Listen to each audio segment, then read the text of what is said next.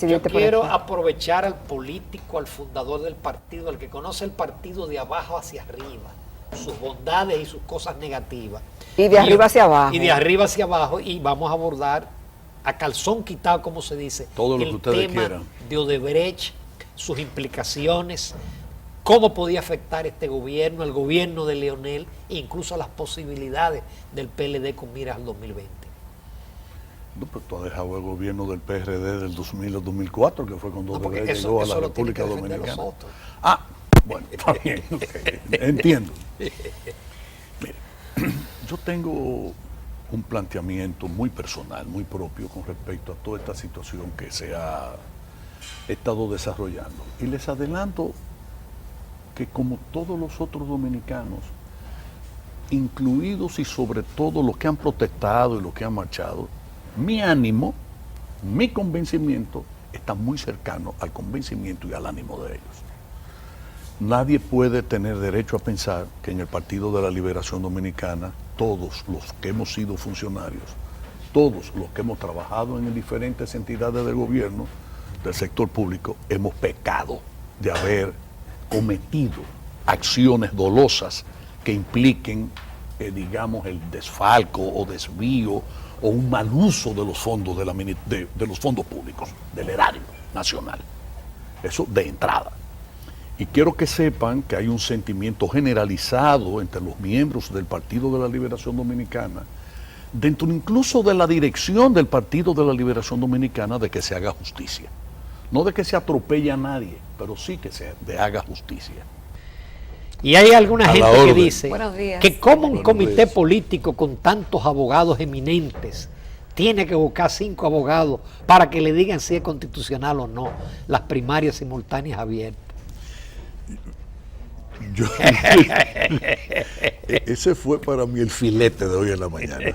Filete. Filete. Cuando yo he leído en algunos medios de algunos, incluso hasta un senador, un joven senador, y otras personas opinando de que por qué razón el comité político, teniendo 14 abogados, busca 5 abogados constitucionalistas para encontrar la respuesta si eso no constitucional el asunto de las primarias simultáneas y abiertas.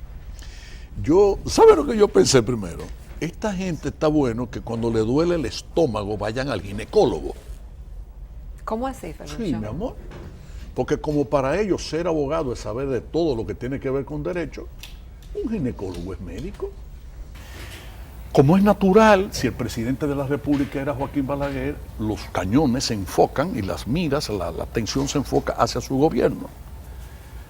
Era una época muy difícil. Yo no sé si ustedes recuerdan incluso aquella expresión de Balaguer que decía que la corrupción se detenía en la puerta de su despacho. Con lo cual estaba ya diciendo y admitiendo que había que muy probablemente muchos de sus ministros de entonces cogían y hacían, cometían dolo, o sea, actos de corrupción. Pero esa vez en el Congreso Nacional, Balaguer se la devolvió de una manera muy elegante.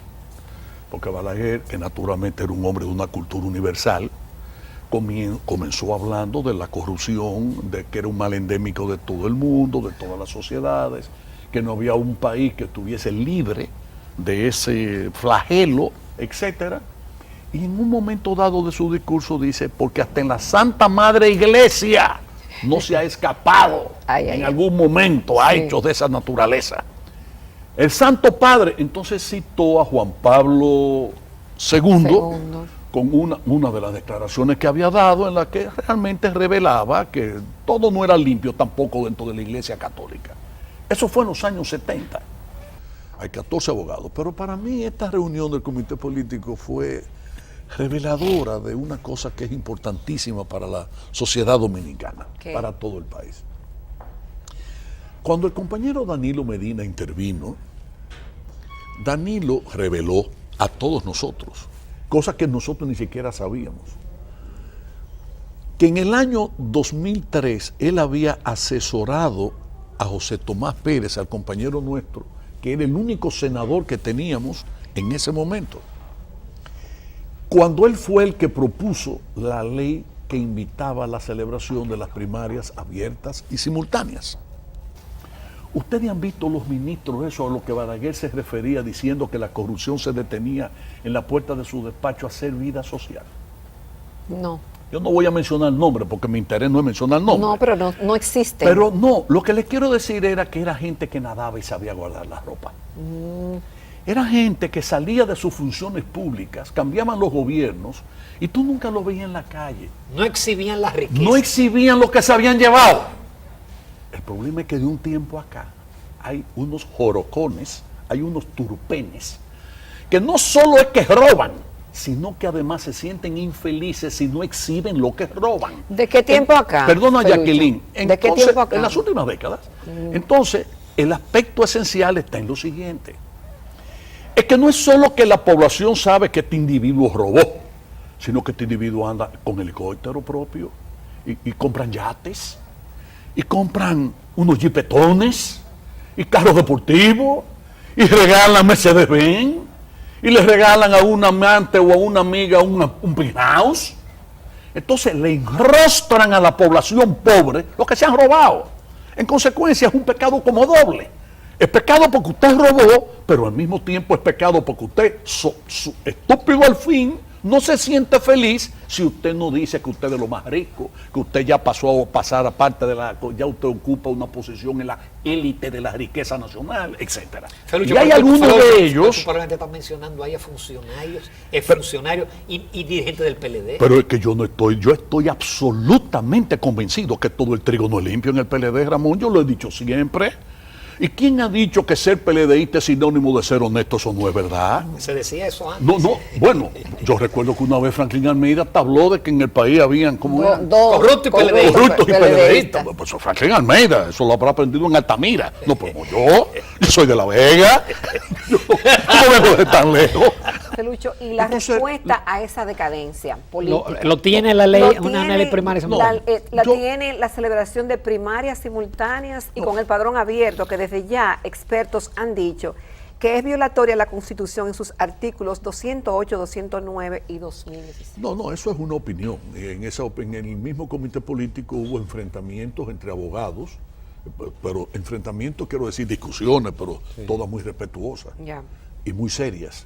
Porque eso es lo que iba a decir. El morbo nacional creía que iba a haber sangre, no sangre de ningún género. El comité político del partido se maneja, de la Liberación Dominicana, se maneja con mucha altura, con mucha seriedad. Ahora, vuelvo y digo, el aspecto esencial es que han habido compañeros nuestros que han metido la mano, yo creo que es verdad que hubo sobrevaluaciones de obra, y soy de los que cree que los 92 milloncitos de dólares es lo de menos. Yo digo que aquí debiera haber una auditoría técnica y financiera de las principales, de todos estos elevados y de la autovía del Coral y una serie de cosas que se hicieron y se construyeron, que efectivamente tienen partidas que costaron, entre comillas, el doble o el triple de su verdadero costo. Yo sé. Pero reconociendo eso, la población lo que se queja de que aún sabiendo eso y aún reconociéndolo un fundador y miembro del PLD prominente, como es tu caso, no hayan culpables. No, la gente quiere que haya sanciones, que se acabe la impunidad. Que rueden cabeza. Sí, pero yo le voy a decir a esos, yo le voy a responder en los mismos términos que le respondió el compañero Danilo Medina en su discurso del 27 de febrero pasado. ¿Qué es lo que quieren? Que acortemos cabeza. Que la justicia actúe de manera precipitada. El problema de la República Dominicana, perdóname, es que fulanito está caído preso. Bueno... Escúchame, déjame terminar la idea. Tú me has preguntado, Jacqueline, y esto es interesante, tu pregunta. Sí. No, yo creo que hay que esperar que la justicia agote sus medios y que la comisión que el presidente designó agote también sus recursos. ¿Y tú confías en que habrá justicia y que se agotará? Yo confío. Porque la prensa dice hoy 3 meses y como que no se ve nada. Pero óyeme una cosa, óyeme lo que yo te voy a decir. Ojalá que pasen 3 meses sueltos y se pasen 20 años presos los que robaron. Que lo que decida esa comisión de abogados va a ser aceptado por el comité político. Así mismo es. Pero resulta que la oposición está opuesta a las primarias simultáneas y abiertas. Ellos pueden expresarse libremente. ¿Cuál oposición? El PRM. pero el PRM está dividido. Hay un documento que fue firmado por Chu Vázquez. No, pero yo me refiero al grupo, todo el grupo de partidos de oposición. No, es que ahí hay un error. Es que ahí hay un error de suplantación de las bases y de los organismos de dirección de esos partidos. Miren, primero, firmaron muchísimos partidos, pero hay partidos de esos que son partidos de bolsillo. O sea, partidos que no tienen estructura. De carpeta. Que son de carpeta, porque aquí la política es un negocio.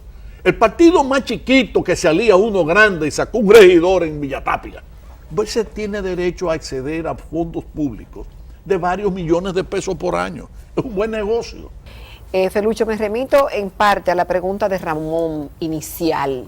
¿Cómo todo esto que se está dando en torno a la que la gente quiere que cese la impunidad, que se castiguen a los corruptos, que se solucionen los problemas? Se han denunciado problemas internos en el PLD. Algunos prominentes dirigentes han dicho que el PLD está estancado, que necesita una revisión. Todo esto, ¿cómo impactará el futuro del partido? Pero hay que separar las cosas porque lo que está sacudiendo la conciencia del PLDista no es el caso de Odebrecht. Porque ¿cuántos PLDistas pueden estar implicados en el caso de Odebrecht? Son 3 o 4, no van a pasar de ahí. No van a pasar de ahí. Y además, posiblemente de nuevo cuño. Es decir, no PLDistas fundadores, no de la gente que conoció a Juan Bosch y trató a Juan Bosch, ni nada de eso. Yo siempre he dicho, y creo que en algún momento aquí mismo, en este programa, que yo no creo en el padrón del PLD. Yo dirigí el Gran Santo Domingo en 2 procesos electorales. Y aquí decimos que tenemos más de 1.300.000 miembros y eso es mentira. Eso no es verdad. Cuando el PLD se abrió, hubo compañeros que sacaron y recogieron 4.000 firmas, inscribieron 4.000 y pico de personas y 2.000 y pico de personas en el partido que no existen. No, lo que pasa internamente en el partido es otra cosa. El partido tiene la misma dirección desde hace demasiado tiempo. El poder a veces emborracha. Y no solo emborracha al funcionario que vivía de una manera y puede pasar a tener mejor vida, incluso sin hacerlo mal hecho. Claro. Porque si usted no gana nada y de pronto usted se ve ganando 300.000 pesos mensuales, exacto, o 200.000. Y un vehículo y 10. Pues ese es el problema. Vuelvo y digo, yo me guío mucho por el principio de que el problema fundamental es que en sociedades de niveles de desarrollo como el nuestro, la política se convierte en un negocio, la política es un medio de ascenso económico, social, etcétera, y en consecuencia eso genera hechos de violencia, igual que el narcotráfico.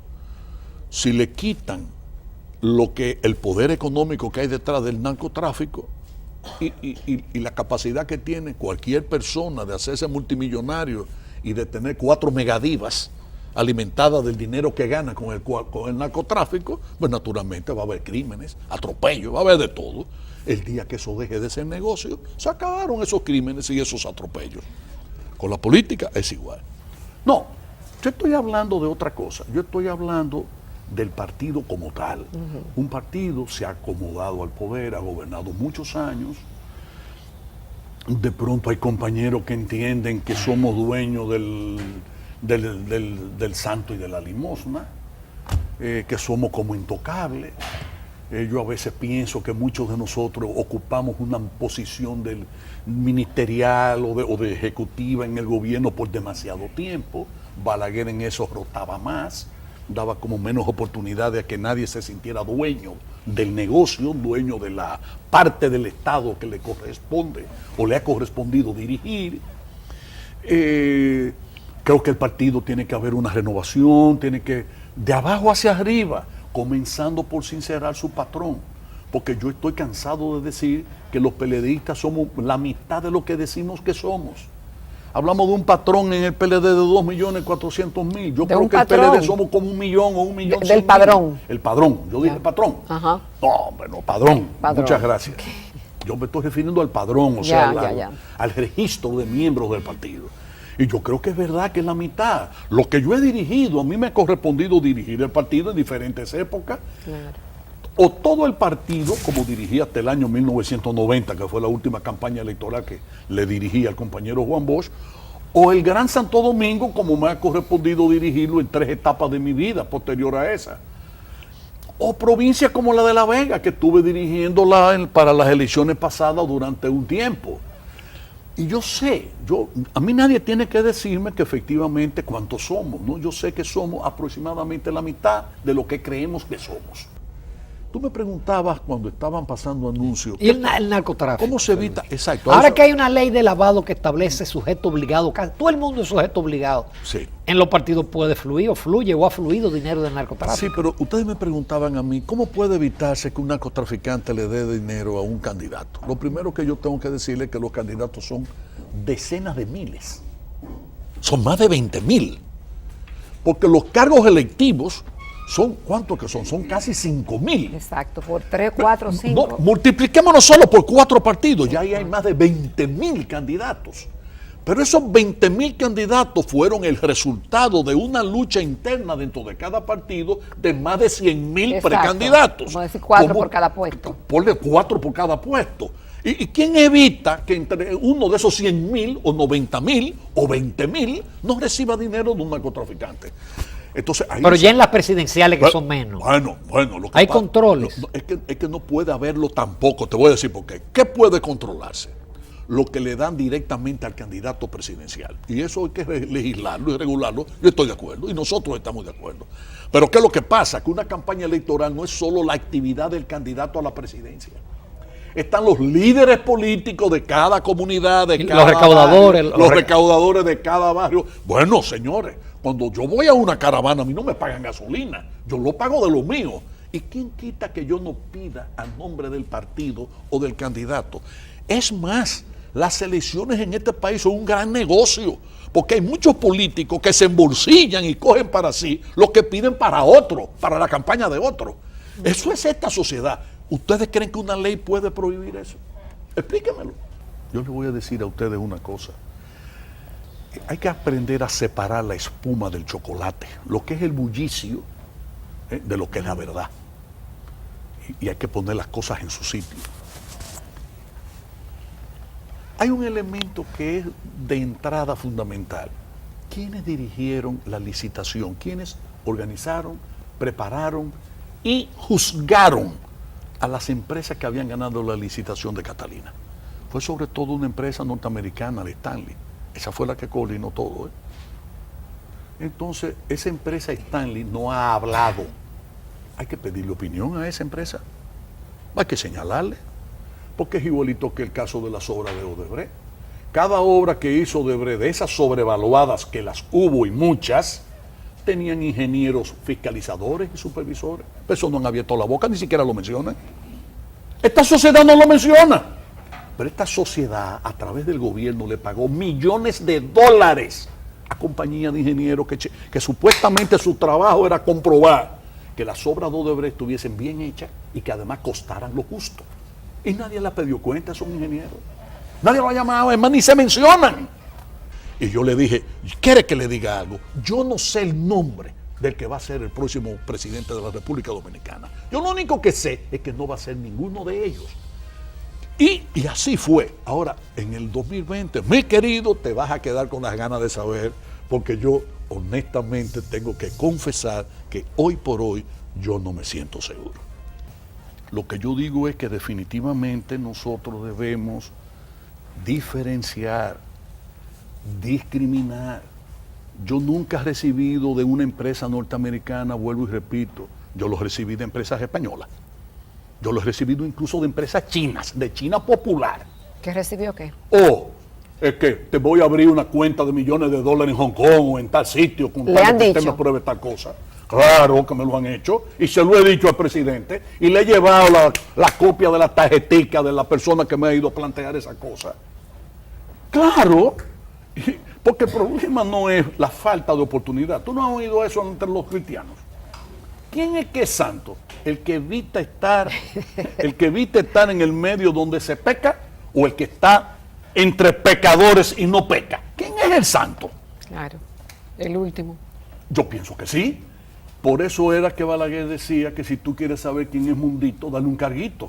Porque muchos de esos que tú ves hablando y privando en puritanos, los inmaculados, lo que están es locos por tener la oportunidad y alzarse con el mismo santo y la limosna de los mismos que critican. Hay que diferenciar, es decir, hay que tener... Qué pena no tener más tiempo, bueno, pero qué bueno hacer esta conversación. Pero yo me alegro que... Con la franqueza que tú hablaste como un opositor casi. No, es que no es opositor. Gracias. Lo que yo quiero decirles, Ramón y Jacqueline, y a los amigos televidentes, es que no nos engañemos. Los PLDistas somos dominicanos, los PRMistas son dominicanos, los reformistas son dominicanos. Y entre cada uno de esos grupos los hay buenos y los hay malos. Eso es así, pero igual pasa entre todas las profesiones. Tú eres ingeniero, Ramón. Yo te pago si tú me encuentras un edificio construido hace 40 años o de 40 años para atrás que tenga filtraciones. Pero también te pagaría si encuentras uno construido en los últimos 20 años que no la tenga. Entonces la corrupción es un mal generalizado. Gracias, Felucho, muchísimas gracias.